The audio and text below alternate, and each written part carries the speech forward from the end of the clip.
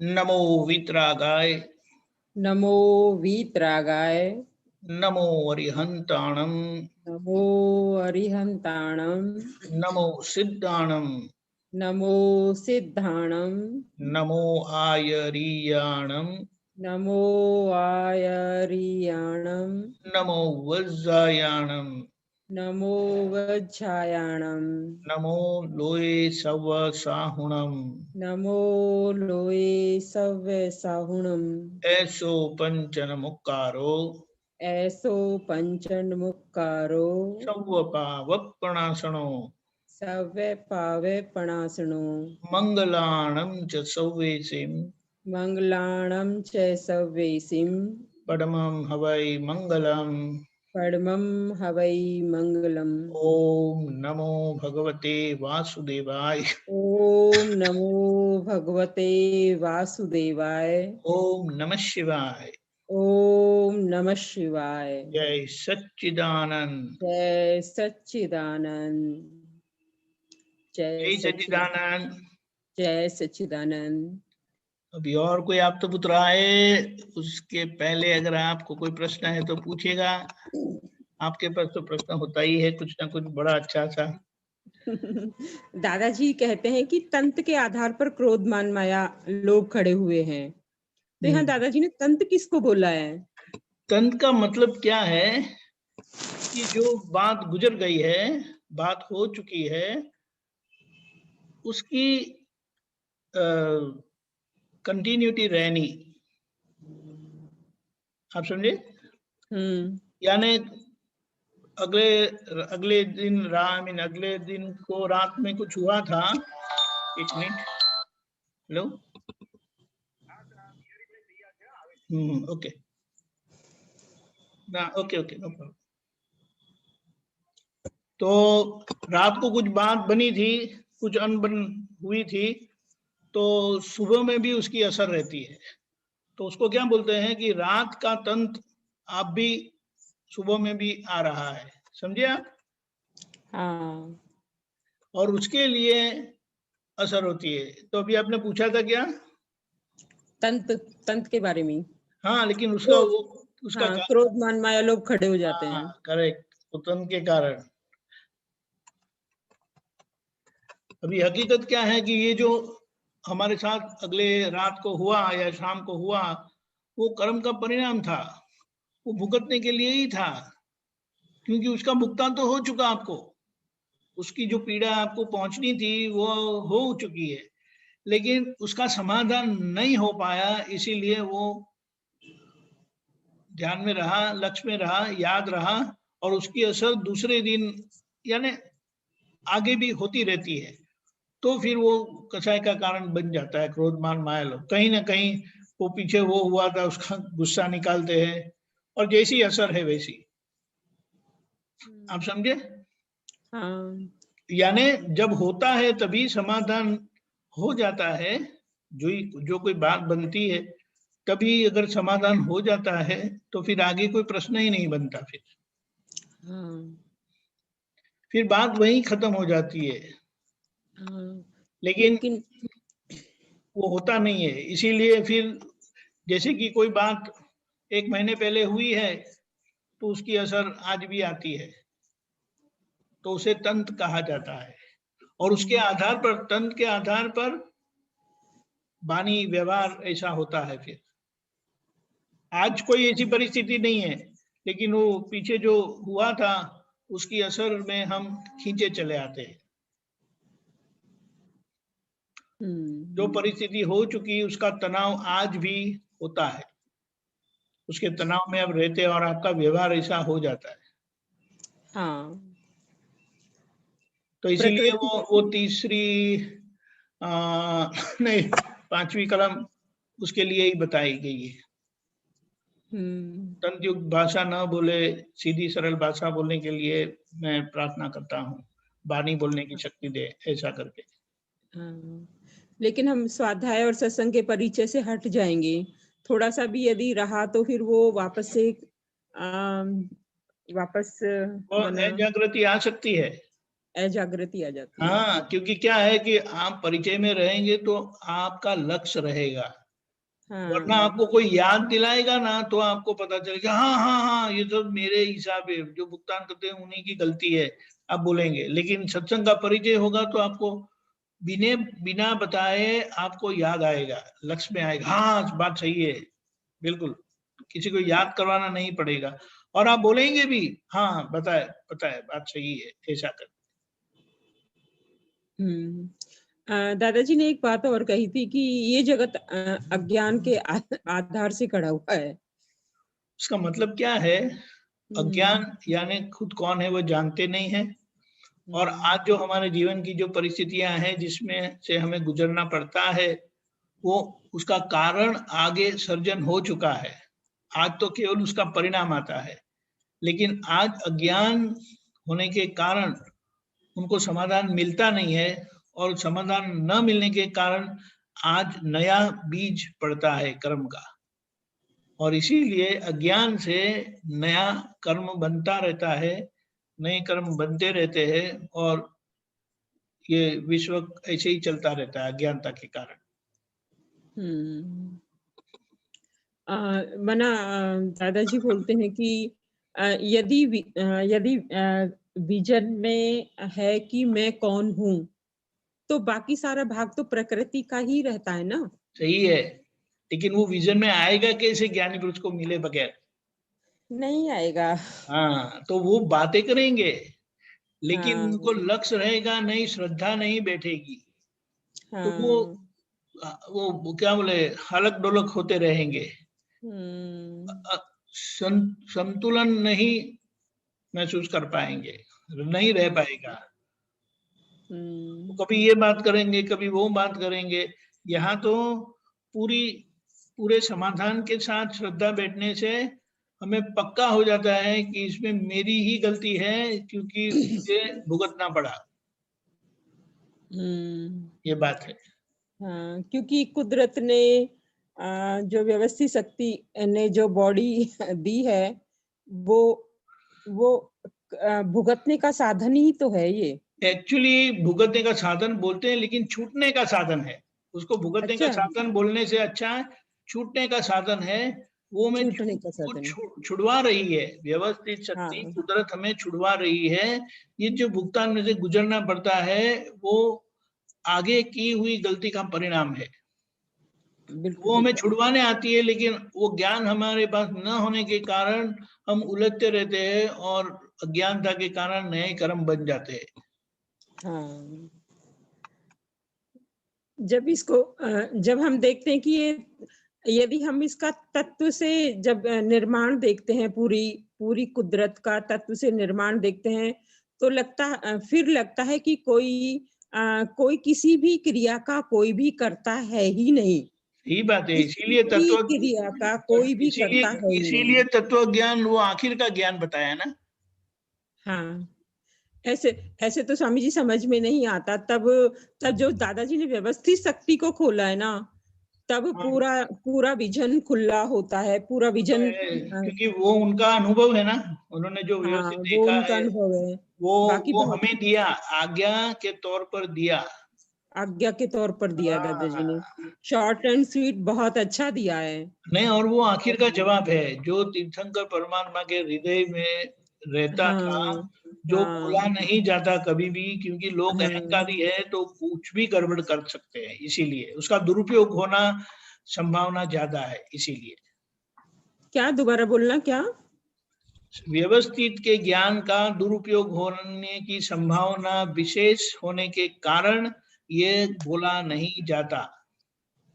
लेकिन दादा ने ज्ञान ऐसा दिया, और ज्ञान के बाद देने यानी अहंकार लेकर उन्होंने व्यवस्थित का ज्ञान दिया हमें आज्ञा के तौर पर। हम्म। तो स्वामी जी, तीर्थंकर भगवान के यहाँ जो हैं, तो वो माना किस किस कैटेगरी में वहां उनकी देशना को सुनते हैं, या नहीं, फाइनली कैटेगरी में सब लोग ही होते हैं।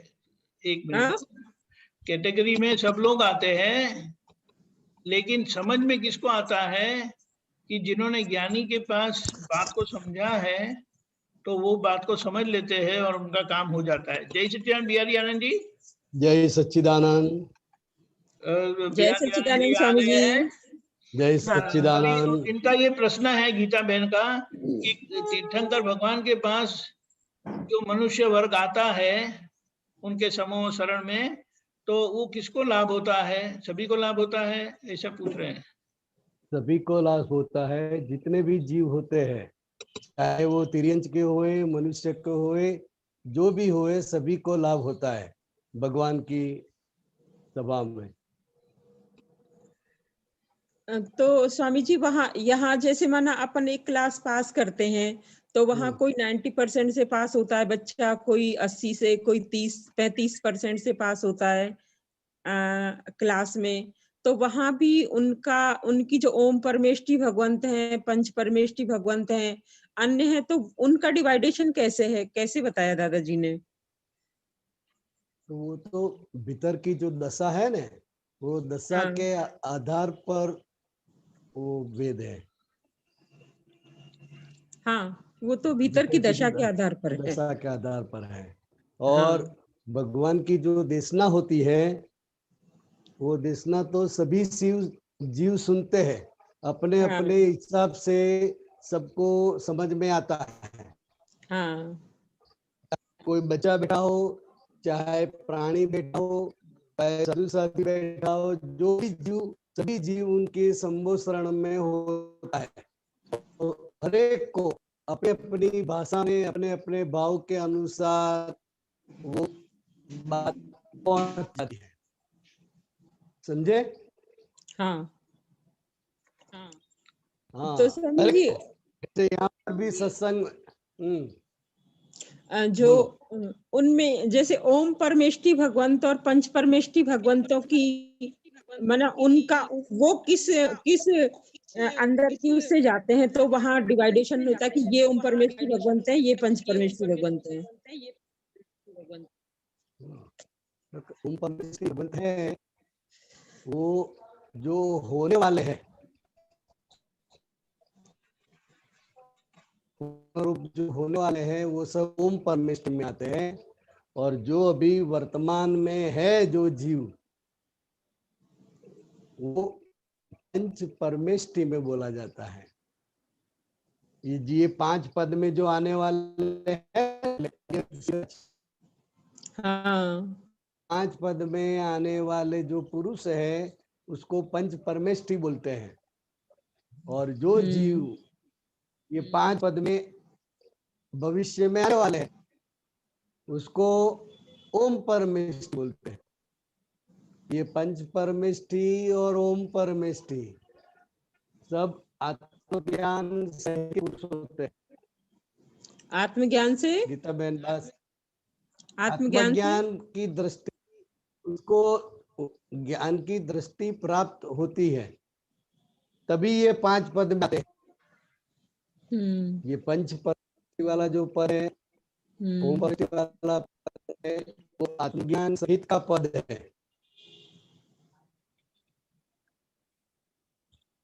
आपकी आवाज मुझे ही डिस्टर्ब लग रही है, आ ही रही है डिस्टर्ब? आपकी आवाज मुझे ही डिस्टर्ब लग रही है, आ ही रही है? मालूम नहीं मुझे। दीपक जैसे आनंद पंच परमेष्टि में, हाँ, क्या बताया? त्रिमंत्र है। आवाज थोड़ी डिस्टर्ब आ रही है, शायद मुझे आ रही है कि सबको ही आ रही है। एक मिनट बिहारी जी, मैं आपका वीडियो थोड़ा बंद कर रहा हूँ, तो आवाज कटती है इसीलिए। हाँ, आपके वीडियो बंद करता हूँ मैं। हाँ बोलिए आप। ओके। हाँ बोलिए। जैसे हमारे ये त्रिमंत्र है ना, हाँ। त्रिमंत्र में प्रथम जो 5 पद है, अरिहंत, सिद्ध, आचार्य, उपाध्याय और साधु, ये जो 5 पद है, वो पंच परमेष्टि जीव है। वर्तमान में अभी जो ये पद में है, अच्छा, वो सब पंच परमेष्टि होते हैं। अच्छा। और भविष्य में ये 5 पद में जो आने वाले हैं, वो ओम परमेष्टि बोलते हैं। अच्छा, ये जो आगे जाएंगे तो ओम परमेष्टि में आएंगे, पंच परमेष्टि में आएंगे। ओम परमेष्टि वाले पंच परमेष्टि में आएंगे। अच्छा, हाँ, ओम परमेष्टि वाला पंच परमेष्टि में आएंगे। तो स्वामी जी ओम परमेष्टि वाले की अंतरदशा कहाँ तक पहुंची होती है? वो भी उसकी दशा ही है। स्वभाव में तो दोनों हाँ। सेम है। जैसे एक लड़का है जो एसएससी बोर्ड की एग्जाम हाँ। दी है, और दूसरा देने वाला है, अभी उसकी पढ़ाई चल रही हाँ। है, परीक्षा देने की बाकी हाँ। है, और एक ने एग्जाम दी है, बस इतना ही फर्क है। अच्छा। हाँ, इतना फर्क है। अ, तो स्वामी जी, ओम परमेष्टि पंच परमेष्टि के बाद, उसके बाद वो पंच परमेष्टि में जो जीव आते हैं, वो भीतर की जो आत्मज्ञान की दशा है, हाँ। जैसे अरिहंत भगवान की जो भीतर की ज्ञान की दशा है, हाँ। और लोए सौव साहुणम हाँ। उनकी जो भीतर की दशा है, हाँ।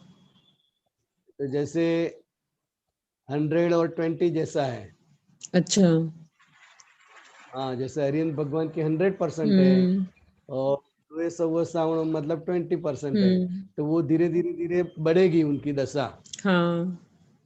हाँ, तो वो उसकी जो दशा बढ़ेगी तो 100% तरफ जाएगी। हाँ।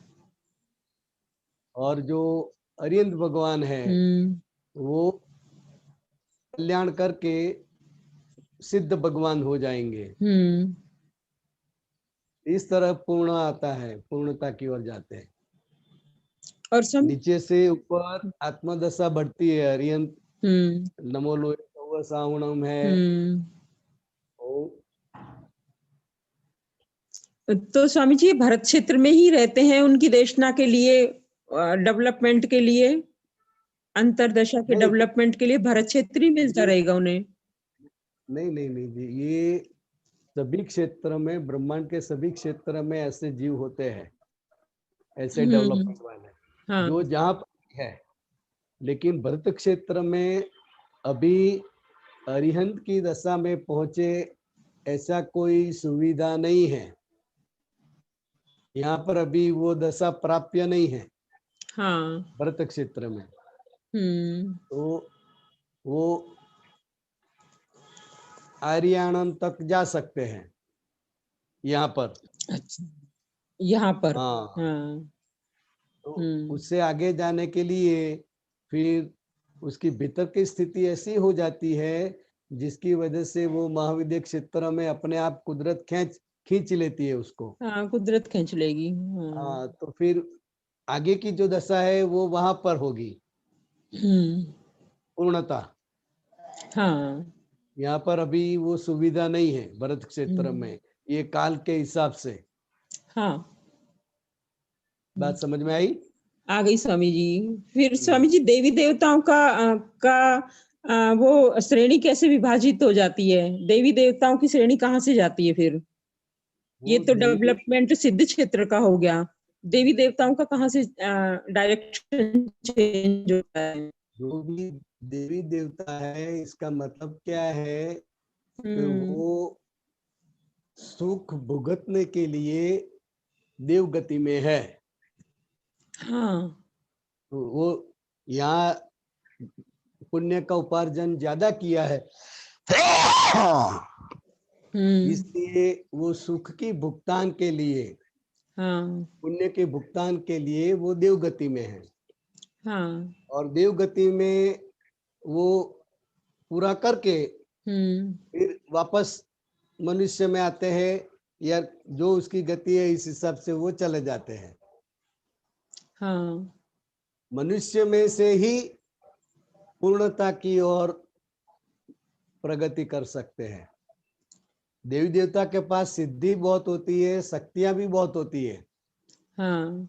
लेकिन मोक्ष में जाने के लिए मनुष्य देह होना आवश्यक है। मनुष्य देह में से ही मुक्ति पा सकते हैं, पूर्ण दशा पा सकते हैं। इसलिए देवी देवताओं को भी वो पुण्य खपाकर फिर मनुष्य में आके आत्मज्ञान प्राप्त करके प्रगति करनी पड़ती है। तो स्वामी जी देवी देवताओं को स्वस्वरूप का ज्ञान नहीं होता है क्या? तभी, क्योंकि पुण्य तो वही बंधेगा ना जहाँ स्वस्वरूप का ज्ञान नहीं होगा, तभी तो पुण्य बांधेगा। का ज्ञान होता है, नहीं होता अच्छा है इसको होता है। अच्छा वो पुण्य भुगतने के लिए वहां पर भी उसको पता चलता है सब, अच्छा स्वरूप का ज्ञान होता है, अच्छा। लेकिन वहां पर भी राग द्वेष है। जैसे हमको अभी स्वरूप ज्ञान है, फिर भी सब होता रहता है ना, हाँ। वैसे वहां पर भी होता रहता है। हम्म। ये तो जितनी गति तो है स्वामी वहाँ। जी, हाँ हाँ हाँ, बोलिए। तो स्वामी जी अभी का जो राग देश होता है ना, स्वस्वरूप के ज्ञान के बाद का जो राग देश होता है, वो तो डिस्चार्ज वाला भाग में ही तो आएगा वो, उसको क्योंकि राग द्वेष प्रकृति तो जैसा भर के लेके आई है वैसा ही करती है वो तो। उसको राग द्वेष बोलते ही नहीं है। अच्छा। अभी वो राग द्वेष नहीं है। आपको हम्म लगेगा सही, वो हम्म। लाइक डिसलाइक है। क्या है? हाँ, लाइक डिसलाइक है। Like dislike. राग द्वेष से तो नया कर्म बनता है, और हाँ लाइक डिसलाइक से आपको वो भुगतान होती है। हाँ आपको जो डिसलाइक है, इसकी वजह से आपको वो कर्म ज्यादा असर करेगा। हाँ भोगवटा ज्यादा है, इसलिए हाँ लाइक डिसलाइक रहता है। हाँ हाँ, तो लाइक डिसलाइक जो है वो प्रकृति का बंधारण है, वो हाँ लेके आए हैं। प्रकृति। हाँ लेकिन अभी रागद्वेष नहीं होते हैं। हाँ द्वेष कहाँ होता है? कब हाँ होता है रागद्वेष? तो मैं ही गीता हूँ और मैं ही कर रही हूँ, ये जो हाँ। दो बिलीफ है, तभी रागद्वेष हम्म। होता है। और रागद्वेष होता है हाँ तो नया कर्म बनता है। हाँ तो अभी महात्माओं को हाँ, सिर्फ भुगतान है। क्या है? भुगतान है सिर्फ। भुगतान है। रागद्वेष हाँ जैसा लगेगा, मगर हाँ रागद्वेष नहीं है, हाँ इसलिए उसको रागद्वेष बोला भी नहीं जाता है। लेकिन हम हाँ लोग अनजाने में, असमझन की वजह से बोलते हैं, हाँ उसको रागद्वेष नहीं बोलते हैं। हाँ। स्वामी जी, ये बात तो सही है कि वो लाइक डिसलाइक वाला पार्ट है, राग द्वेष वाला पार्ट नहीं है। हाँ, स्वामी जी, मुझे ये भी लगा कि ज्ञान, एक तो बुद्धि में ज्ञान का होना और एक दृष्टि में ज्ञान का होना, तो मुझे दृष्टि में जब ज्ञान हुआ तो कुछ अलग ही अनुभव हुआ, और बुद्धि में ज्ञान होने में अलग हुआ, उसमें जोर लगाना पड़ता था। बराबर बराबर। हम्म वो समझ में, दृष्टि में जब ज्ञान होता है तो हम्म। वो आपको आनंद प्रदान करते हैं, हाँ और बुद्धि में ज्ञान होता है वो आपको इमोशनल करता है, हाँ और दृष्टि में जो ज्ञान होता है वो आपको निरंतर हर एक संजोग में समाधान देता है। हाँ।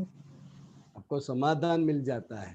हम्म तो ये फर्क तो रहेगा ही, हम्म।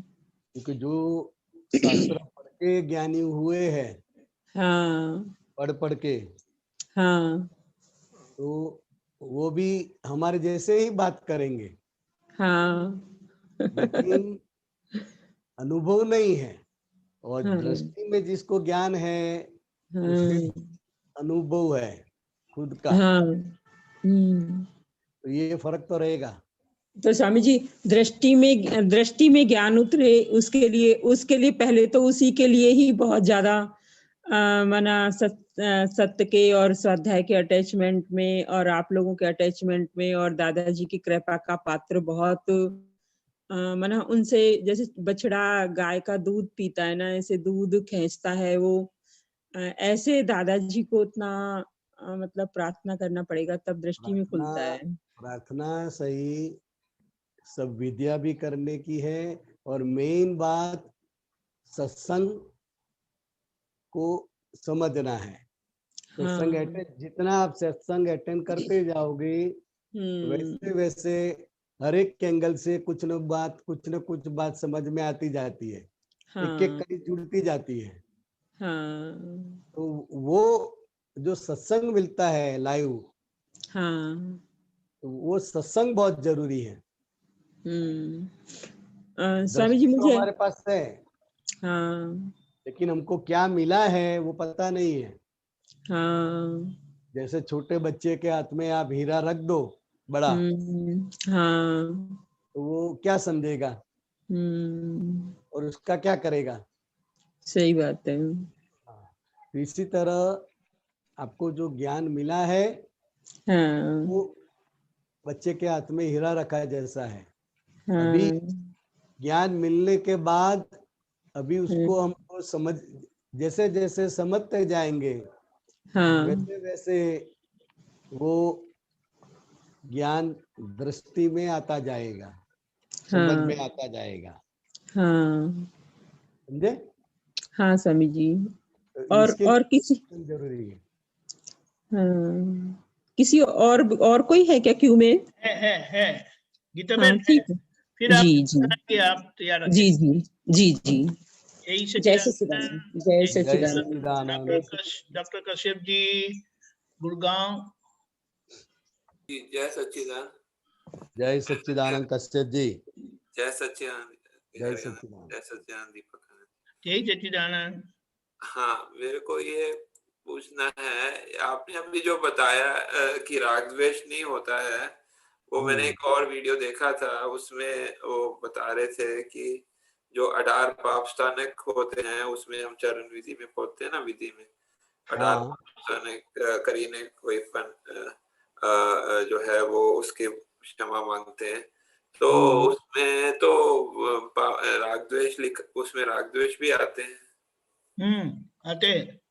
तो फिर उसमें फिर हम राग द्वेष अगर नहीं होते हैं तो फिर हम माफी किसकी मांगते हैं?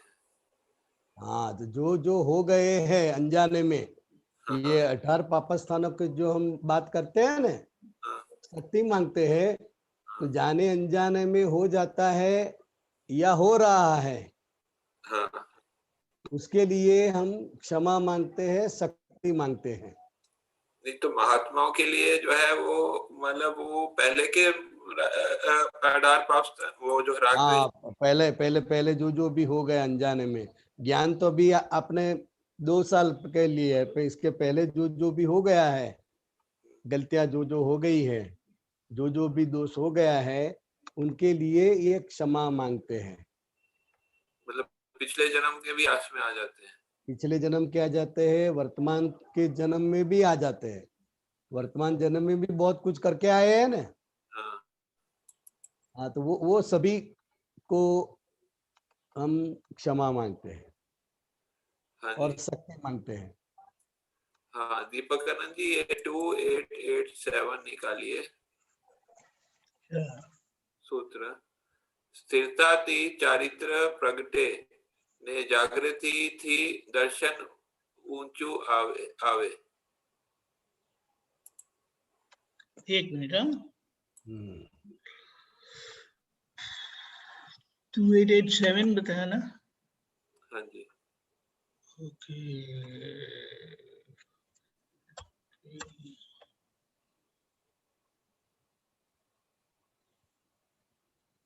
दोस्त कश्यप जी बातचीत करें?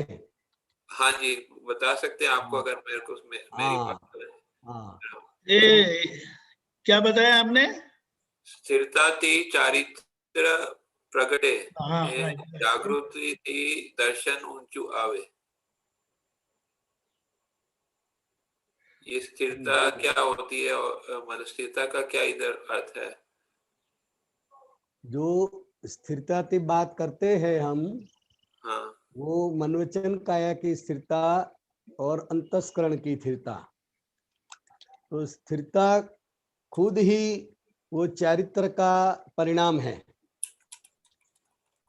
जो जो स्थिरता आपको दिखाई देती है, जो जो व्यक्ति में आपको स्थिरता दिखाई देती है, तो जो स्थिरता खुद है वो चारित्र का परिणाम है। और चारित्र स्थिरता से चारित्र खुला होता है। ये दोनों एक दूसरे के अधीन है। अच्छा। हाँ स्थिरता चारित्र से प्रकट होता है हाँ। और मतलब और स्थिरता से चार, चारित्र प्रकट होता है और जागृति से दर्शन हाँ, और जागृति जैसे बढ़ती जाती है, तो जागृति से आपका दर्शन ऊंचा उठता है, मतलब कि आपको सब समझ में आता है कि ऐसा भी हो सकता है, ऐसा ऐसा भी हो सकता है। तो जागृति के कारण आपका दर्शन बढ़ता है। हाँ हाँ, जितनी जागृति बढ़ती है उतनी आपकी दर्शन शक्ति ऊपर उठती है। तो वो जागृति का परिणाम है। जागृत मतलब दर्शन मतलब कि चीजों को देखना उनका मैं मतलब उसको समझने की क्या क्या संभावना है, वो समझने की शक्ति भीतर की वो बढ़ जाती है। दर्शन मतलब समझने की शक्ति है, हाँ, भीतर की। और ज्ञान मतलब जानने की शक्ति है। और ज्ञान है वो दर्शन से ऊपर है। मैं एग्जांपल देकर अगर आपको समझाऊं तो मान लो कि आप रूम में बैठे हैं जी और बाहर कुछ आवाज होती है, जी तो आवाज होती है तब आपको पता चलता है कि कुछ हुआ, हाँ बराबर ना। हाँ तो ये ज्ञान है, लेकिन ये ज्ञान अनडिसाइडेड ज्ञान है, इसलिए उसको दर्शन बोलते हैं। कुछ हुआ वो पता चला, लेकिन एग्जैक्ट क्या हुआ है वो पता नहीं है, इसलिए वो दर्शन है। और जब आप बाहर जाके देखते हैं तो जी एग्जैक्ट आपको पता चलता है, ओके इसकी वजह से ये हुआ है, तो उसको ज्ञान बोलते हैं। समझ में आया। और स्थिरता का एग्जांपल दे सकते हैं, स्थिरता और चारित्र का? हाँ हाँ, स्थिरता का जो है वो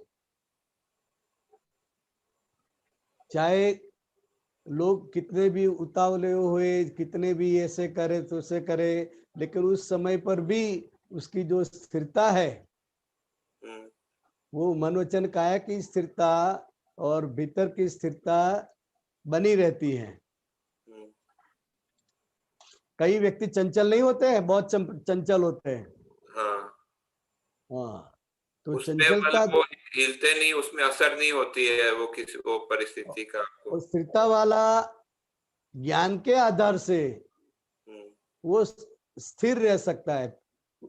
जिसको स्थिरता नहीं है उसको ऐसा हो जाएगा, वैसा हो जाएगा, ऐसा करना चाहिए, वैसा करना चाहिए, वो उसको अंदर चलता रहता है, जिसकी वजह से वो चंचल हो जाता है। क्या होता है? चंचल हो जाता मन वचन काया के भी चंचलता, बोलने की भी चंचलता, और सभी प्रकार की चंचलता उसमें खड़ी हो जाती है। और जो स्थिरता होती है वो स्थिरता ज्ञान उसको जितना समझ में आया है उसके आधार से स्थिरता बनी रहती है।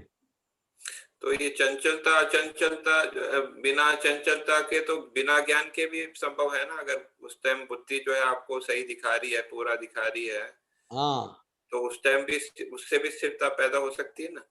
किससे? अगर आपको किसी को ज्ञान नहीं मिला है लेकिन बुद्धि हाँ, जो है उस परिस्थिति में आपको आपको पूरा दिखा रही है, सही दिखा रही है। बुद्धि जो है उसकी लिमिटेशन है। लिमिटेशन है, हाँ। हाँ, लेकिन उस परिस्थिति में अगर वो काम कर रही है सही तरह से, तो वो जो है वो फिर जो है उस टाइम स्थिरता होगी, और उस टाइम जो है वो स्थिरता रह सकती है ना? वो टाइम स्थिरता आपको लगेगी, हाँ, लेकिन भीतर की स्थिरता नहीं होती है। बाहर से स्थिर हो सकता है, लेकिन भीतर की जो स्थिरता होनी चाहिए उसके लिए ज्ञान की समझ पक्की होनी चाहिए। बुद्धि की जो शक्ति है, बुद्धि से काफी हद तक आप ज्ञान समझ सकते हैं, लेकिन ज्ञान का जो अनुभव है वो बुद्धि का विलय होने के बाद ही पूर्ण अनुभव होता है। तो यहाँ जो चारित्र बताया है वो बाह्य चारित्र बताया है कि कौन सा चारित्र? बाहर का और भीतर का, मैंने बताया ना, बाहर का और भीतर का दोनों चारित्र। अच्छा। हाँ, हम्म, और दरअसल जो चारित्र है हाँ, वो तो ज्ञाता दृष्टा जो है वो दरअसल चारित्र है। हम्म, ये जो स्थिरता वाली चारित्र वाली बात हो रही है वो बाह्य जागृति की वजह, बाह्य दिखाई देती है। नहीं, जो अंदर की जो ज्ञाता दृष्टा अगर आप बात करते हैं तो, लेकिन हाँ ये सूत्र में जो है वो फिर दोनों एक ही हो जाएगा, जागृति फिर जो है अगर अंदर की स्थिरता मानेंगे तो वो फिर जो है फिर उसका अर्थ नहीं निकलेगा। इधर मेरे को लगता है कि बाह्य जागृति, की बात करते हैं। जागृति जो है वो ज्ञान का परिणाम है। ज्ञान जितना समझ में आया उसका परिणाम जागृति है, और वो जागृति से दर्शन ऊंचा जाता है। धीरे धीरे धीरे धीरे आपने 2 साल पहले जो ज्ञान लिया था उस समय की आपकी जागृति और अभी की जो जागृति है तो बढ़ती है ना। नहीं, लेकिन ये सूत्र में जो चारित्र लिखा है शब्द जो है हाँ वो मुझे नहीं लगता है कि वो आंतरिक चारित्र ज्ञाता दृष्टा का के लिए है, क्योंकि ज्ञाता दृष्टा के लिए वो अलग लिखा है ना आगे, जागृति दर्शन पहुंचु ये आवे। जो चारित्र है वो बाहर का चारित्र की बात है। हाँ, बाहर की चारित्र की बात। स्थिरता जो है वो बाहर की चारित्र की बात है। हाँ, बाहर स्थिरता की। मतलब क्या, मनोवचन का है कि स्थिरता वो हाँ, बाह्य दिखाई दे, हाँ, जगत जिसको चारित्र बोलते हैं हाँ, वो उसकी चारित्र की बात है। हाँ, सही है, समझ गया। हाँ हाँ जी, एक तो और पूछ दरअसल सकता हूँ? चारित्र, हाँ बोलो बोलिए। हाँ, ये मुझे समझ में आ गया। ठीक है, ये सूत्र मुझे समझ में आ गया। आप कुछ हम्म, और बताना चाहते हैं तो बताइए इसमें। नहीं यही कंप्लीट कर रहा था मैं। हाँ, मुझे समझ में आ गया इसका। मैं ओके ओके तो अगला फाइन। पूछ अगला पूछ सकता हूँ ये एक हाँ और? हाँ क्या जागृत, अगला 2888 अगला ही है। हाँ क्या जागृति पहुंची ए एज आम नजीक आत्मा नजीक पहुंचा। आत्मा आत्मा नजीक पहुंचा જેટલું નજીક ગયા એટલું અજવાળું વધારે, એટલો પ્રકાશ વધારે। ये हाँ ये समझाइए थोड़ा। तो वो जागृति है, जैसे कि आपने ज्ञान लिया है बराबर, हाँ, तो आपका आत्म स्वरूप जागृत हुआ, मतलब कि वो मान लो कि 20 वोल्ट का बल्ब है, 20 हाँ, वोल्ट का हाँ, वो बल्ब जल गया हाँ, तो रूम में वो 20 वोल्ट का उजाला है, तो इस हिसाब से आपको सब चीज दिखाई देगी। फिर जैसे जागृति बढ़ती है तो वो 40 का वोल्ट, 60 का वोल्ट और 100 का वोल्ट, जैसे 100 का वोल्ट रूम में जलता है तो छोटी सी छोटी चीज, रजकण भी पड़ा हुआ है, छोटा सा कचरा भी पड़ा हुआ है, तो भी वो दिखाई देगा। हाँ, समझ में तो जैसे जैसे जागृति बढ़ती है हाँ, तो जागृति वो भीतर का उजास है, क्या है, उजास है। हाँ ज्ञान का उजास है। तो जितनी जितनी जागृति बढ़ी मतलब के वो आप आत्म स्वरूप होने लगे, उसके नजदीक जाते, मतलब वो 100% है, लेकिन आप 20, 40, 60 होकर धीरे धीरे धीरे आत्म स्वरूप पहुंच रहे हैं। तो प्रकाश, यहाँ पे सत्संग में आते हैं तो हाँ थोड़ा जो भी सूत्र वगैरह होते हैं वो जल्दी समझ में आते हैं। आप अकेले पढ़ते हैं तो थोड़ा कम समझ में आते हैं, ऐसा क्यों होता है? अकेले में क्या है हाँ, कि यहाँ पर आपको पूछने में और सत्संग सुनने में हाँ, जागृति बढ़ जाती है। हाँ, पूरे एकाग्रता के साथ आप बैठते हैं, जब बातचीत करते हैं हाँ, आपकी भी जागृति बढ़ जाती है, हमारी भी जागृति बढ़ जाती है, हाँ, क्योंकि वो क्या कहना चाहते हैं, उसको क्या समझाना है, तो वो ज्ञान का केंद्रीकरण होता है ना। परमाणु भी ऐसे होते हैं, मतलब उस टाइम जो है वातावरण का भी असर होता है। हाँ सभी का, हम्म, हर एक सत्संग का जो वातावरण है, जो भी वातावरण है, तो वातावरण का असर है, आपका भाव का भी असर है।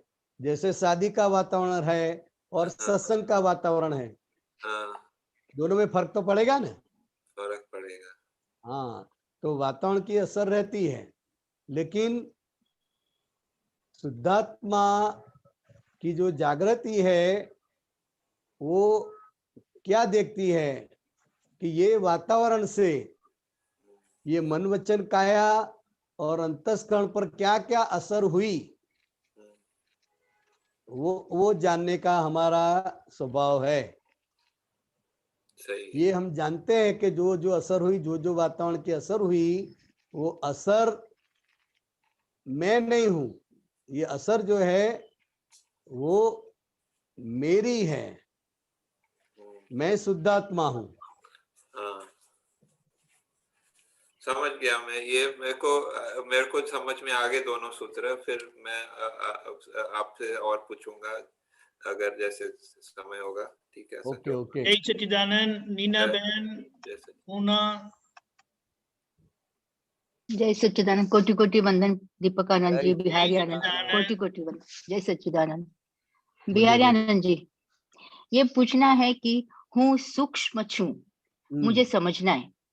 हाँ, तो हूँ सूक्ष्म छू मतलब वो आत्मा स्वरूप को लक्ष्य में रखते हुए आत्मा का जो स्वरूप है वो सूक्ष्म है, सूक्ष्मतम है। हाँ और ये मन वचन काया है और अंतस्करण है, वो सब स्थूल है। ये अभी मेरा शरीर है और हाँ। इसमें आत्मा सब तरफ फैली हुई है, हाँ तो इसको इस रिलेशन में सूक्ष्मतम कैसे समझेंगे? हाँ, तो कि वो उसके प्रदेश से, उसका जो प्रदेश है, प्रदेश से वो पूरे शरीर में फैली हुई है। जी वो फैली हुई है, इसलिए तो हमको सब असर होती है। जी जी अगर पीछे से कोई आपको छुएगा तो भी तुरंत असर होती है, तो वहां जी आत्मा है, जी। तुरंत ही सभी असर होती है आत्मा की हाँ। हाजिरी से। हम्म तो सूक्ष्म का मतलब क्या समझना है? ओके, आत्मा स्वरूप जो हमारा है वो सूक्ष्म है, उसमें और कुछ मिलावट हो नहीं सकती है। तो वो तो प्योरिटी में जाएगा। नहीं, ये समझने के लिए बात तो आपको समझानी पड़ेगी ना कि ओके। स्थूल स्थूल क्या है। तो के नीना बेन का जो मन है, अहंकार है, काया है, वाणी है, वो सब स्थूल में जाता स्थूल। है। जी स्थूल। बराबर। जी और वो जैसे ये शरीर है, हाँ। बहुत सारे परमाणु मिलने से बना हुआ है ना, जी जी बराबर। इसलिए वो स्थूल हो गया। हाँ। और स्थूल जो है वो सूक्ष्म को कभी परेशान नहीं कर सकता है, ओके। क्योंकि दोनों की जो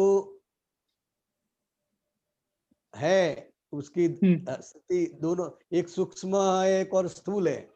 हाँ। स्थूल कभी सूक्ष्म को डिस्टर्ब नहीं कर सकता है। ओके। हाँ। फिर फिर स्थूल है वो रूपी है। हाँ। रूपी मतलब के देख सकते हैं, जी दिखाई दे ऐसा। जी जी। और जो सूक्ष्म है वो अरूपी है हाँ। और असंग भी है। मन वचन काया का जो संग है हाँ। उससे ये जो सूक्ष्म है वो असंग है, साथ है तो फिर है तो भी, साथ ही। साथ है फिर भी हाँ। असंग है, उससे जुड़ा हुआ नहीं है, अच्छा। मिक्स नहीं हो गया है, हाँ। अलग ही है, इसलिए उसको असंग बोलते हैं। असंग है इसलिए छोटे से छोटे विचार को भी वो जान सकता है। हाँ। अगर ओके। हाँ। उसमें मिक्स हो जाता है तो पता ही नहीं चलता, समझे? हाँ, वो जानने में नहीं आता। हाँ, सूक्ष्म अलग है स्थूल से, हम्म साथ रहते हुए भी हम्म एक दूसरे से चिपक कर है, फिर भी वो अलग है, इसलिए वो देख सकता है स्थूल को और जान भी जान सक। सकता है। हाँ हाँ तो इस हाँ। तरह से ये सूक्ष्म को समझना पड़ेगा। और क्या? सूक्ष्म है, हाँ। सूक्ष्म जो है वो अविभाज्य है। क्या है? ठीक, अविभाज्य, हाँ, और जो इंडिविजिबल। हाँ इंडिविजुअल, और जो स्थूल है वो उसका वो परमाणु, स्कंद, अवस्था, इस तरह से वो उसका रूप बढ़ता जाता है। तो इस तरह से ये स्थूल और सूक्ष्म हम समझ सकते हैं। थोड़ा और डिटेल में समझाइए, एकदम से फिट नहीं हुआ है। हाँ, तो ये सूक्ष्मता का तो अनुभव करने का है। अच्छा। हाँ, अनुभव करने का है, मतलब क्या है कि मैं ही हूँ।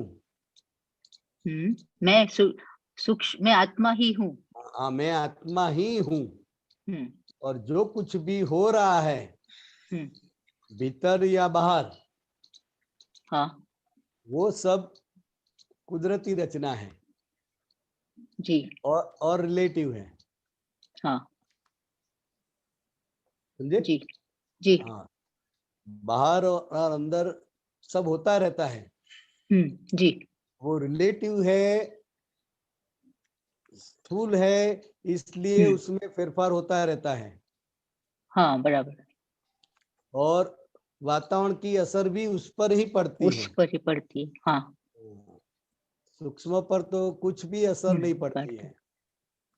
हाँ वो निरागी है, निर्विकारी है, जितने भी गुण है आत्मा के, वो सब सूक्ष्मता ही दर्शाता है। हाँ सूक्ष्म का जी ही जी। गुण है। हाँ हाँ। और पुद्गल का जो गुण है, स्थूल का जो गुण है, वो रूपी है, और अवस्था के अधीन वो चलती रहती है। जी। कर्म का जो बंधन है वो भी स्थूल में आ जाता है। हाँ बराबर जी। आप जो भी अनुभव कर रही है स्थूल के प्रति, स्थूल से, हाँ वो सभी स्थूल में जाता है। हाँ। सूक्ष्म में क्या आता है? आत्मा के सूक्ष्म गुण। में सिर्फ आत्मा खुद, आत्मा जो और खुद है वो सूक्ष्म है। अब आत्मा को समझेंगे कैसे? क्योंकि उसको गुण धर्म से समझ में आएगा। जी। वो धर्म पुस्तक में भी लिखा होता है ना कि वो पहाड़ के बीच में से भी वो निकल जाता है, ना तलवार उसको काट सकती है, ना हाँ अग्नि जी जी। वो सब उसका ही गुण है। वो सूक्ष्म सूक्ष्म। दर्शाते हैं। ये है सूक्ष्म। हाँ और ये जो अभी आपको स्थूल दिखता है पुद्गल, हाँ। वो अवस्था स्वरूप है, इसलिए स्थूल है। स्थूल है जी। हाँ, अगर वो मूल प्राकृतिक स्वभाव में होते तो वो उद्गल परमाणु भी परमाणु रूप में होता परमाणु रूप होते हैं, लेकिन वो आत्मा की अपेक्षा से स्थूल ही होता है। है। हाँ तो उसको ओके, हम देख सकते हैं, देख सकते हैं। उसका वजन हाँ। कर सकते हैं। हम्म। इस हिसाब से ये है स्थूल और सूक्ष्म। ठीक है।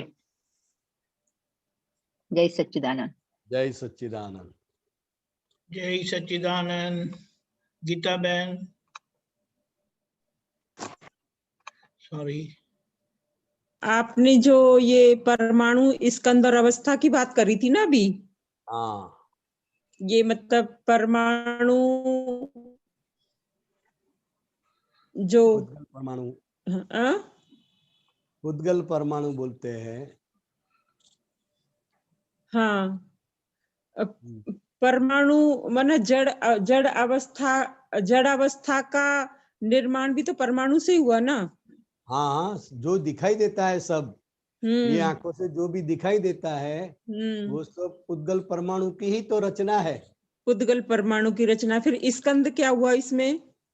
वो स्कंद जो एक उद्गल परमाणु होता है, सिंगल, और दो तीन मिलते हैं तो उसको स्कंद कहते हैं। और बहुत सारे स्कंद मिलते हैं फिर उसको अवस्था बोलते हैं।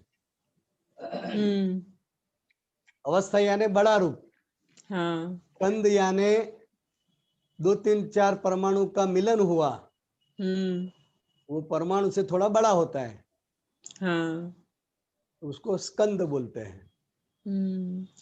फिर ये जो अवस्था में जो रूप रस गंध स्पर्श भी तो ये अवस्था के ही भाग हुए ना, अवस्था के निर्माण में सहायक भाग,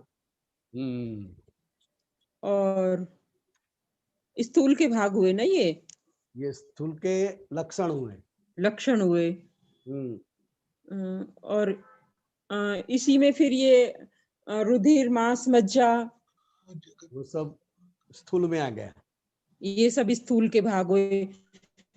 फिर इसमें अंतस्करण जो डिवाइडेशन हुआ। जो ये आंख से दिखाई देता है, बुद्धि से समझ में आता है, वो सब स्थूल है। हाँ सूक्ष्म दिखाई नहीं देता है, और सूक्ष्म जो है वो आपका खुद का स्वरूप है।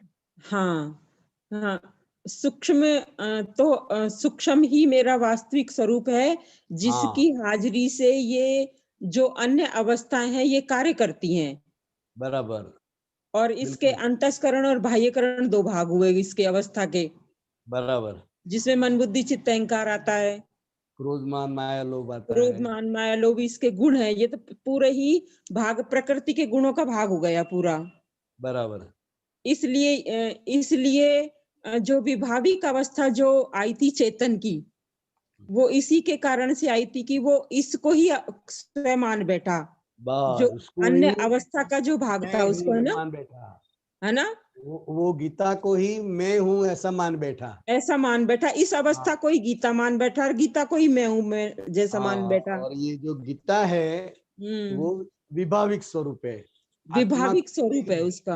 हाँ आत्मा का विभाविक स्वरूप, हाँ, वो और गीता देन है। और ये विभाविक स्वाभाविक स्वरूप जो है वो आत्मा है, आत्मा है। हाँ, तो स्वामी जी, जन्म मरण के चक्र में इसीलिए आता रहा ना कि ये विभाविक अवस्था को ही स्वयं अपना खुद स्वरूप मान बैठा। मैं हूँ और मैंने किया ऐसा हाँ, मान लिया, इसलिए हाँ, वो बंधन में आ गया, बंधन में आ गया वो। शरीर में फंस गया है ना। हाँ, इसलिए वो इस चक्र में फंस गया जन्म मरण के में। मैं हूँ और मैंने किया। हाँ, जब ज्ञानी पुरुष आए तो उन्होंने बताया कि तू तो वो सूक्ष्म चेतन है। बराबर। तो वो स्वाभाविक अवस्था में आ गया। तो विभाविक अवस्था में भी आना इसका बट नेचुरल था, क्योंकि वहां कोई बताने वाला ही नहीं था ना इसे। बराबर। और स्वाभाविक अवस्था में ज्ञानी पुरुष के द्वारा बताया गया। अज्ञान दशा में ये सब खड़ा हो जाता है। हाँ, और ज्ञान दशा में ये धीरे धीरे धीरे धीरे धीरे डिजॉल्व हो जाता है, समाप्त हो जाता है। बस। तो स्वामी जी, मेरे अंदर अभी हमने जो पहले बात करी थी ना अरिहंत परमात्मा की, भगवंत की, तो स्वामी जी, अरिहंत भगवंतों को तो मेहनत कम करना पड़ता है, और आप पुत्रों को और ज्ञानी पुरुषों को ज्यादा मेहनत करना पड़ता है। दशा भी अलग है ना। दशा अलग है ना। वो क्लास में मॉनिटर होता है, शायद टीचर से अच्छा भी पढ़ा लेवे, लेकिन टीचर तो नहीं बन सकता, टीचर तो नहीं बोल सकते हैं, नहीं बोल सकते। हाँ, मॉनिटर हो सकता है कि टीचर से भी अच्छा पढ़ा लेवे, अच्छा कंट्रोल भी कर लेवे, लेकिन टीचर टीचर है और मॉनिटर मॉनिटर है। हाँ, ऐसा ही है। हाँ, फिर समझ में आया कि दादाजी अरिहंत भगवंत परमात्मा का ही प्रतिनिधित्व भरत क्षेत्र में करते हैं। नहीं, दादा भगवान की जो स्थिति है वो अरिहंत से थोड़ी नीची है। हाँ, और आचार्य से ऊपर की है। हाँ, ये बीच में नया पद है। ये दादा भगवान का जो पद है, अच्छा, वो अरिहंत से ऊपर का, और तीर्थंकर से थोड़ा, अरिहंत से थोड़ा नीचे, और आचार्य से थोड़ा ऊपर, बीच वाला ये पद है। ये अक्रम ज्ञानी, अक्रम विज्ञानी दादा भगवान का स्वरूप है। हाँ, ठीक है स्वामी जी। जय सच्चिदानंद स्वामी जी। जय सच्चिदानंद। जय सच्चिदानंद। अभी नहीं है क्या? दर्शन भाई, एक है प्रश्न।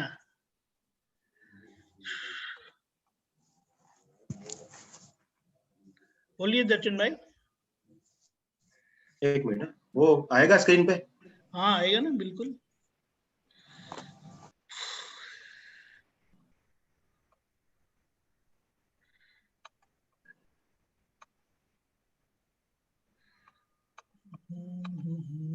जय सच्चिदानंद बिहारी आनंद जी। जय सच्चिदानंद। 3261 નંબરનું આપતા સૂત્ર છે। હા, હું વાંચું છું। હાજી। આ જગતમાં કશું યાદ રાખવા જેવું નથી। આત્માની એટલી બધી અનંત શક્તિઓ છે કે જે વખતે જે જરૂર પડશે તે વખતે વાત પૂછે ને તો બહુ સુંદર નીકળે। હા। એટલે ઘણા શું કરે છે કે ભાઈ આ જરૂર પડશે તો આને યાદ કરી લઈએ, કે આને આમ કરી લઈએ, એવું એને અંદર રહ્યા કરે છે। બરાબર। દાદા ભગવાન શું કહે છે કે આ જગતમાં કશું યાદ રાખવા જેવું નથી। બરાબર। કેમ? તો કે આત્માની જ એટલી બધી અનંત શક્તિઓ છે કે જે વખતે જે તમને જરૂર પડશે તે વખતે એ વાત પૂછે તો બહુ સુંદર રીતે નીકળશે। એટલે જ્યારે ખરેખર પ્રશ્ન ઉભો થયો હોય અને તમે પૂછો, જાણવા માટે પૂછો એ જુદું, અને ખરેખર પ્રશ્ન ઉભો થયો હોય અને તમે પૂછો तो हिंदी हिंदी हिंदी हिंदी बराबर। तो आपको जब प्रश्न होता है उस टाइम पर आप पूछो, और ऐसे जानकारी के लिए पूछो। वो दोनों में बहुत फर्क है। जब आपको जरूरत होगी, आप कहीं पर अटके हुए हैं, समझ में नहीं आता है, उस टाइम पर आप पूछते हैं तो बहुत सुंदर बात निकलती है। ये दादा भगवान अपने लिए बोलते हैं। मतलब जो संजोग आया, बराबर है, उस संजोग का आपने पूछे तो उस टाइम पे बहुत अच्छी बात निकलेगी। ये बात हुई, अच्छी बात निकलेगी। प्रश्न उसका खुद का होना चाहिए। वो प्रश्न में वो अटका है तो वो प्रश्न का जवाब बहुत अच्छी तरह से उसको मिल जाएगा। बराबर। ऐसा दादाजी बता रहे हैं। और ये कुछ याद रखने जैसा नहीं, उसमें क्या बोलना चाहते दादाजी? अरे कुछ याद रखने जैसा नहीं है क्या? क्या जगत में कશું याद रखने जैसा नहीं, मतलब क्या है कि भूतकाल में हमारे साथ जो भी हो गया है ना, तो वो कुछ याद रखने जैसा नहीं है। अच्छा हुआ है या बुरा हुआ है, बराबर। किसी ने अपमान किया है, किसी ने हमको मदद नहीं की है, कोई बोल गया है, किसी ने हमको परेशान किया है, तो वो कुछ याद रखने जैसा नहीं है। बराबर। मतलब वो उसके हाथ में नहीं, ऐसा बोल सकते हैं? नहीं, हाथ में नहीं, ऐसा नहीं है। वो याद करके अभी दुख हो रहे हैं। बराबर। तो वो जो हो गया है उसको याद करके अभी आप दुखी क्यों हो रहे हैं? दादाजी ऐसा कहना चाहते हैं। और याद नहीं करना चाहे और याद हो जाए तो? हाँ, तो जो याद करना नहीं चाहे और याद हो गया, आ जाता है, इसका मतलब क्या है कि वो बहुत गहरी चोट हमको लगी है, क्योंकि उसको देख के वो प्रसंग याद आ जाता है। हाँ, हो सकता है। तो उसको देख के प्रसंग याद आ जाता है, तो क्या करने का है फिर? प्रतिक्रमण करने का है। वही इलाज है। वही इलाज है। और जिस व्यक्ति की हाजिरी से हमारे मन वचन काया पर और अंतस्करण पर जो असर पड़ती है, बराबर, वो असर को देखना और जानना, ये हमारा वास्तविक पुरुषार्थ है। क्या है? वास्तविक पुरुषार्थ, देखना और जानना। हाँ, देखना और जानना। क्योंकि व्यक्ति मिलते हैं तो अपने आप सब व्यवहार याद आ जाता है। बराबर। तो वो कुछ लेन देन बाकी है, इसलिए ये असर होती है। तो उस टाइम में स्वामी जी वो निर्दोष नहीं दिखता है, उस टाइम में वो दोषी दिखता है, वो भी करता दिखता है और मैं भी करता दिखता हूँ। हाँ, तो वो प्रसंग से आपकी वीकनेस खुली होती है। अच्छा, हाँ, वो व्यक्ति दिखाई देती है, उस टाइम पर आपको ऐसा लगता है कि उसने ऐसा किया, मैंने ऐसा किया, हाँ, तो वो प्रसंग जो सामने अपने आप हो गया, तो उस समय पर हमारी क्या वीकनेस है, वो वीकनेस खुली होती है। तो वो वीकनेस को देखना है कि अभी अभी ये 4 साल पहले जो हो गया है और अभी ये कहाँ खड़ा हो गया, बराबर है, तो वो वीकनेस को देखना है। बराबर। हाँ, और उसका प्रतिक्रमण करने का है। हाँ, वो ये 3263 नंबर का निकाला दीपक आनंद जी ने, जे हाँ। યાદ આવે છે તે પ્રતિક્રમણ કરવા માટે આવે છે, એ જ વાત કરી તમે। बराबर, प्रतिक्रमण बाकी है इसलिए याद आता है। अच्छा, 10 साल पहले का भी याद आता है, जो भी याद आता है। और आप अगर सत्संग में बैठे हैं, सामायिक में बैठे हैं, फिर भी आपको जो जो याद आता है, इसका मतलब क्या है कि आलोचना, प्रतिक्रमण, प्रत्याख्यान करने का बाकी है। बाकी है। तो ये कुदरत तो हमारे पर मेहरबान है। अच्छा, हाँ, जो जो याद आता है अपने आप, तो तुरंत आपको पता चलेगा, वो यहाँ पर मैं अटका हुआ हूँ, यहाँ पर मैं ऐसे अटक गया हूँ। बराबर। तो वो प्रतिक्रमण करके उसको स्वच्छ करने का है और मुक्त होने का है। जो जख्म मतलब गहरे हैं ना, वो ज्यादा याद आते हैं, ऐसी बात होती है। हाँ, तो वो तो आएगा, क्योंकि ये समाधान नहीं मिला है ना। हाँ, जब तक आपको मन को समाधान नहीं मिलता है, तब तक वो याद आता रहता है। बराबर। समाधान ज्ञान से होना चाहिए। ज्ञान से अगर आपको समाधान मिल गया, तो फिर वो बात वहां पर ही निपट जाएगी। फिर वो निर्दोष दिखने लगेगा। हाँ, वो याद ही नहीं आएगा और बात समाप्त हो जाएगी। अच्छा। ज्ञान से देखना मतलब क्या, हम्म, कि मान लो कभी उसने आपको गाली दी बराबर। या आपका पेमेंट नहीं दे रहा है, हाँ, तो वो अभी आपको दिखाई देता है, उसको देखकर आपको निर्दोष नहीं दिखाई देता है। तो मतलब क्या कि उस टाइम पर वो आज्ञा धर्म का उपयोग हुआ नहीं है। 4 साल पहले की बात है, लेकिन 4 साल पहले ज्ञान से आपने आपके मन को समाधान नहीं दिया है कि भाई ये इसने किया है, कि दर्शन का भी कुछ हिसाब है। क्योंकि आपने हम अभी जो तो पेमेंट की बात की ना, तो पेमेंट में ऐसे ही होता है कि भाई मेरा कोई पूर्व का बाकी होगा तो वो दबा के बैठा है। वो बाकी है, इसलिए वो बोलेगा भी ऐसा कि मैं दे दूंगा, मैं दे हाँ, दूंगा, बस देता हूँ, बस देता हूँ, लेकिन तो देता नहीं है। देता नहीं है। तो इसकी वजह से हमको परेशानी रहती है दर्शन को। हाँ, तो वही तो हमको ज्ञान में रखती है, वही चीज। बराबर।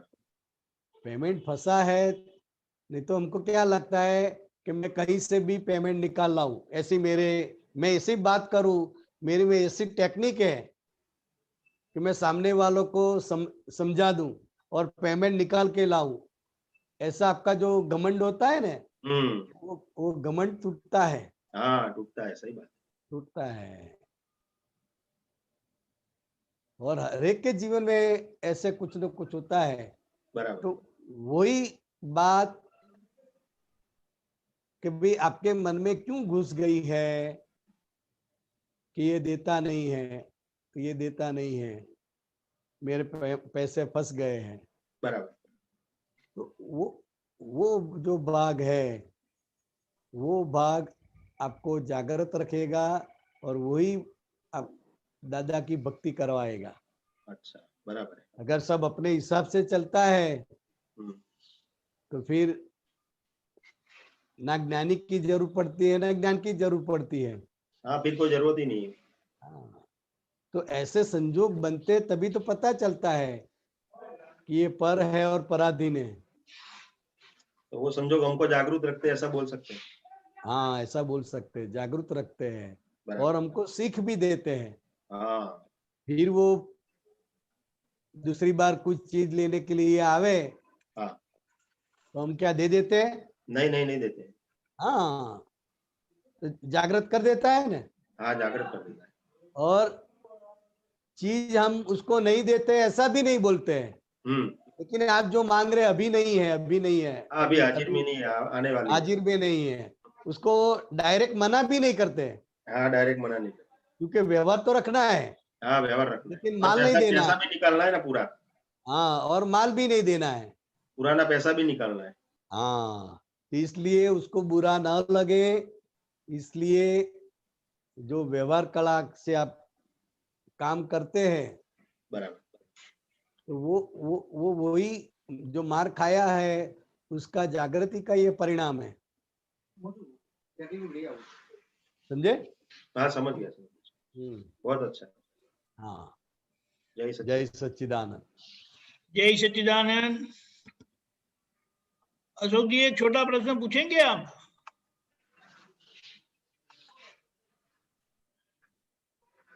हाँ सर। हाँ, बोलिए। जय सच्चिदानंद। થઈ ગયો છે ટાઈમ દર્શનભાઈ? થઈ गया, ओके। हाँ। जय सच्चिदानंद। कोई भी संजोग जो हमें प्राप्त हुआ है, हाँ उसके प्रति फरियाद ना हो, हाँ इस प्रकार समाधान लाएं। हाँ, खुश न भी हो तो कोई बात नहीं, लेकिन फरियाद ही नहीं चाहिए। बराबर हो गया, सेंटेंस है वो। और ये नहीं, ये आप तो इसका बताओ, कहीं भी टकराव होता है तो वह हमारी ही निर्बलता है। नहीं, पहले कौन सा बताऊं? कोई पहले भी एक लो, पहले एक लो। हाँ, कोई कोई नहीं। भी संजोग जो हमें प्राप्त हुआ है, हाँ उसके प्रति फरियाद ना हो, हाँ, इस प्रकार समाधान लाएं। बराबर। तो जो भी संजोग आपको मिले हैं, जी बिजनेस के हैं, वाइफ के हैं कि घर के हैं, जी। जो भी संजोग मिला है हाँ उसमें फरियाद ना हो। जी क्योंकि फरियाद क्या बताता है कि वो अज्ञान का परिणाम है। फरियाद क्या है? अज्ञान का परिणाम। आपको समाधान नहीं मिलता है ज्ञान से, इसकी वजह से फरियाद खड़ी होती है कि ये नहीं करते, ये मेरा पेमेंट नहीं देता है, ये वो ऐसा करता है, वो ऐसा करता है। जितनी भी आप फरियाद करते हैं, वो फरियाद क्या है? क्योंकि वो असमाधान, आपको मन को आप समाधान नहीं दे सकते हैं, और वो प्रसंग में सामने वाला करता दिखाई देता है, इसलिए फिर फरियाद होती है। फरियाद यानी डिमांड नहीं, फरियाद यानी कंप्लेन। Complain, complaint. हाँ, कंप्लेन करते हैं ना। अच्छा अच्छा। हाँ, कि ये मेरा बराबर ध्यान नहीं रखती है, मैं उसका ध्यान रखता हूँ, उसको सभी चीज देता हूँ, उसको खुश रखता हूँ, फिर भी वो मेरा ध्यान नहीं रखती है। जी जी, वो फरियाद हो गई। बिल्कुल बिल्कुल बिल्कुल। हाँ, तो कुछ देने से कुछ मिलता है ऐसा नहीं है। हाँ हाँ हाँ, समझे? हाँ हाँ। और दूसरा है, कहीं भी टकराव होता है तो वह हमारी निर्बलता। हाँ, कोई भी जगह किसी भी व्यक्ति के साथ हमारा टकराव होता है, अथड़ामण होती है, तो वो हमारी ही निर्बलता है। निर्बलता। निर्बलता ज्ञान के समझ की। अच्छा। शारीरिक निर्बलता नहीं। हाँ हाँ हाँ हाँ। टकराव यानी बेटे के साथ, वाइफ के साथ, मम्मी डैडी के साथ बिल्कुल टकराव हो जाए, हाँ, तो जो टकराव होता है वो हमारे ही वीकनेस है। ठीक बात है। टकराव मतलब क्या? उनको आप कर्ता स्वरूप देखते हो जी, कि ऐसा क्यों करते हैं, क्यों करते वो ऐसा क्यों समझते नहीं है। हैं? समझे? जय सच्चिदानंद। हमारा जय समय- सच्चिदानंद, जय बहुत सच्चिदानंद। बहुत धन्यवाद। हमारा समय हो चुका है। गीता बेन, अगले बार लेंगे आपका प्रश्न। आपको बहुत बहुत धन्यवाद सर, आपने हमारा हमको नहीं, समय हमने दिया। देखा था अब आप उत्सुकता से खड़े हैं तो बोले पूछ लेते हैं। बिहारी आनंद जी, त्रिमंत्र बुलाएं, अशोक जी फॉलो करेंगे। हाँ। नमो वीतरागाय, नमो वीतरागाय, नमो अरिहंताणम, नमो अरिहंताणम, नमो सिद्धाणम, नमो सिद्धाणम, नमो आयरियाणम, नमो आयरियाण, नमो उवज्जायाणम, नमो ओवजायाणम, नमो लोई सव्व साहुणम, नमो लोये सव साहुण, ऐसो पंचन मुक्कारो, ऐसो पंच नमुक्कारो, सव्व पावपणासनो, सव पावपणासनो, मंगलाणं च सव्वेसिं, मंगलाणं च सव्यसिं, पद्मं हवै मंगलम। पड्वं हवै मंगलम्। ओम नमो भगवते वासुदेवाय, ओम नमो भगवते वासुदेवाय, ओम नमः शिवाय। ओम नमः शिवाय। जय सच्चिदानंद। जय सच्चिदानंद।